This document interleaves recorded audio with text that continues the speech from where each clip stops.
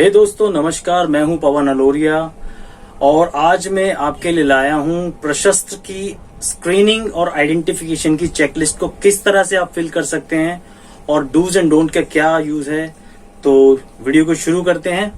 Let's start the video and learn something new.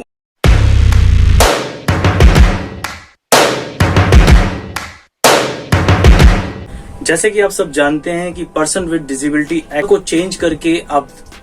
Right to person with disability RPWD act 2016 कर दिया गया है, जिसमें पहले से ही एग्जिस्टिंग 7 डिसेबिलिटीज को बदल करके आगे एक्सटेंड कर दिया गया, जिसमें अब 7 की जगह 21 डिसेबिलिटीज को इंक्लूड किया गया है। 21 डिसेबिलिटीज की पूरी डिटेल वीडियो देखने के लिए आप मेरे चैनल में जाकर के 21 डिसेबिलिटी के ऊपर RPWD एक्ट 2016 की वीडियो को देख सकते हैं। प्रोसेस चेकलिस्ट को डेवलप किया गया, विकास किया गया 2019 में, जिसमें department of education of groups with special needs को NCERT के अंडर तैनात किया गया, जिसमें स्पेशल टीचर और रेगुलर टीचर को स्कूल लेवल पे 21 विकलांगताओं के ऊपर स्कूल के बच्चों को अस्थायी रूप से वर्गीकृत करने में, ताकि उन बच्चों को मूल्यांकन, सर्टिफिकेशन फैसिलिटीज और अन्य सुविधाओं के लिए आगे भेजा जा सके। अब प्रशस्त्र में 2 तरह के पार्ट आते हैं, पार्ट 1 और पार्ट 2।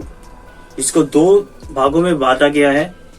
प्रशस्त्र पार्ट 1 में रेगुलर टीचर्स के लिए बनाया गया है और part 2 special educator, counsellor, resource teachers और स्कूल हेड्स के लिए बनाया गया है। ये उन बच्चों की सुविधा के लिए बनाई गई जिनकी शिक्षा के रास्ते में विकलांगता की वजह से किसी भी तरह की बाधा उत्पन्न हो रही है। प्रशस्त्र चेकलिस्ट में 63 आइटम्स बनाए गए हैं, जिनको 17 वर्गों में वर्गीकृत किया गया है। प्रशस्त्र चेकलिस्ट को 3 दिन की वर्कशॉप्स में बनाया गया है, जिसमें special educators, counsellor, regular teachers, special personalised experts और केंद्र और राज्य शासित एक्सपर्ट्स कोऑर्डिनेटर्स को शामिल किया गया है। अब प्रश्न आता है कि प्रशस्त्र चेकलिस्ट किन बच्चों के लिए बनाई गई है। प्रशस्त्र चेकलिस्ट, यदि क्लास में आप रेगुलर टीचर्स या स्पेशल एजुकेटर्स को कोई ऐसा बच्चा नजर आता है जिसमें 21 डिसेबिलिटी विकलांगताओं में से कोई विकलांगता की पहचान की जाती है, जैसे कि यदि बच्चा थका हुआ महसूस करता है, क्लास में सोता रहता है, या कोई काम करने में ठीक से मन नहीं लगाता, या बोर्ड से कॉपी नहीं करता है, या सीखने या उसे काम करने में कोई दिक्कत आती है, इस तरह से इन चेकलिस्ट को ध्यान में रख करके उस पॉइंट्स में आप किसी सिम्टम या एक से ज्यादा की नजर आते हैं तो आप उनके आगे टिक या यस का मार्क कर सकते हैं, जिससे उस बच्चे की शिक्षा में आ रही बाधा को अस्थायी रूप से या स्थायी रूप से आगे मूल्यांकन या सर्टिफिकेशन अन्य फैसिलिटीज के लिए आगे भेजा जा सके। प्रशस्त्र चेकलिस्ट को यूज करते समय रेगुलर टीचर्स को ध्यान देने वाली बात यह है कि यदि स्कूल में उपयोग की जाने वाली भाषा और घर में उपयोग किए जाने वाली भाषा अगर अलग है तो उस पर विचार किया जाना चाहिए। सेकंड, प्रशस्त्र चेकलिस्ट किसी बच्चे पे लेबलिंग या लेबल लगाना या डायग्नोस करने के उपयोग के लिए नहीं है, सिर्फ उसके अस्थायी रूप से मूल्यांकन करना, आगे मूल्यांकन, असेसमेंट या अन्य फैसिलिटी या सर्टिफिकेशन सुविधाओं के लिए आगे भेजने से है। प्रशस्त्र चेकलिस्ट को अब कैसे फिल किया जाए या कैसे यूज किया जाए। प्रशस्त्र चेकलिस्ट पार्ट 1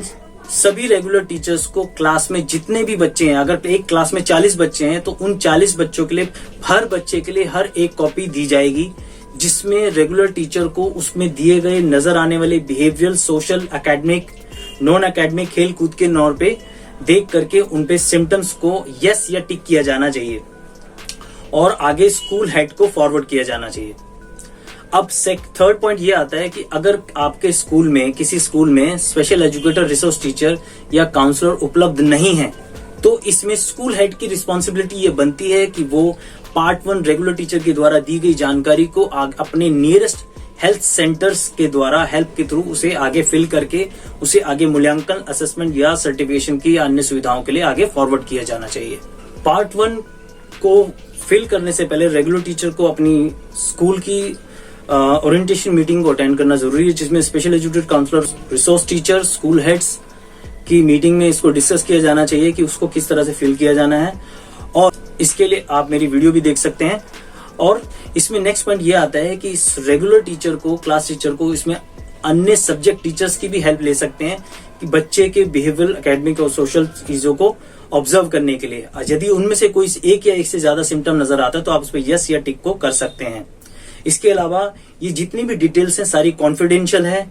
इस डिटेल्स को सिर्फ पेरेंट्स के साथ, स्कूल टीचर्स के साथ या स्कूल हेड्स के साथ ही शेयर करना जरूरी है। और हाँ, एक बात और, जब भी आप पार्ट 1 को यूज करेंगे तो रेगुलर टीचर्स को जरूरत है कि वो पेरेंट्स को ये बताएं कि वे प्रशस्त चेकलिस्ट पार्ट 1 बच्चे के लिए यूज कर रहे हैं और जो कि अस्थायी रूप से बच्चे को डायग्नोस या लेबलिंग करने के लिए नहीं है, उसे आगे की मूल्यांकन, असेसमेंट और फैसिलिटी सर्टिफिकेशन के लिए अन्य सुविधाओं के लिए आगे भेजे जाने के लिए है। और जिन्होंने मेरा पेज अभी तक सब्सक्राइब नहीं किया है वो मेरा चैनल पे जाकर के मेरे पेज को सब्सक्राइब कर सकते हैं। इस वीडियो को आप अपने तक ही ना रखें, इसे दूसरों को भी शेयर करें जिससे कि दूसरों को भी इससे हेल्प मिल सके।